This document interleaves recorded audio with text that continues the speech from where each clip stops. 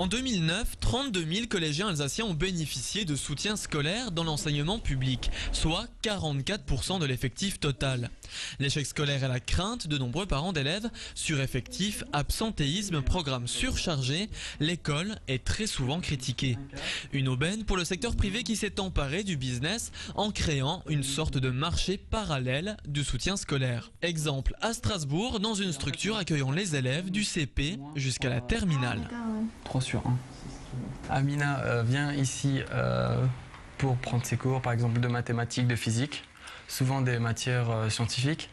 Et on essaye de faire des exercices ensemble, de revoir les points où certaines leçons ou qui lui posent problème. Et puis on essaye de les résoudre ensemble. Pour moi, c'est les élèves qui font le cours. Pourquoi? Ils viennent ici, ils me demandent qu'on travaille sur un point en particulier. Moi, j'arrive avec mes cours ou des livres qui sont spécifiés dans le domaine et j'essaie de les aider. Tous les formateurs de l'entreprise sont étudiants. Axe principal, mis en avant le contact direct avec chaque élève qui permet un suivi personnalisé. Pour le fondateur de l'entreprise, l'échec scolaire est dû aux lacunes du suivi pédagogique.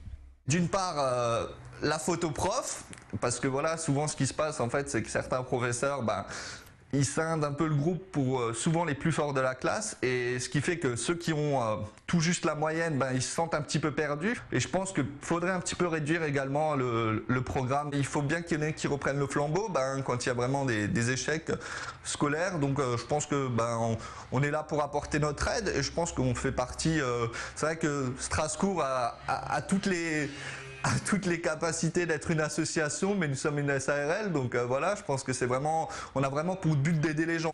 Aucune législation n'encadre ces structures. Elles capitalisent sur leurs résultats jusqu'à 92% de réussite, bien au-delà de certains établissements publics. Pointés du doigt par leurs opposants, les tarifs pratiqués pour aider nos chères têtes blondes. Même si vous avez des réductions d'impôts, on prend les cours à domicile, c'est au minimum, il y a une étude qui a été faite, alors on ne l'a pas sur Strasbourg, mais par exemple sur Lyon, c'est un minimum de 1 000 € par an après déduction d'impôts. Bien souvent, les classes populaires n'ont pas ces moyens, ou bien ça va être au détriment d'autres choses. Nous, on est pour un service public accessible à tous, mais il faut donner les moyens. Et c'est vrai qu'aujourd'hui, les moyens ne sont pas nécessairement mis sur ces aspects-là.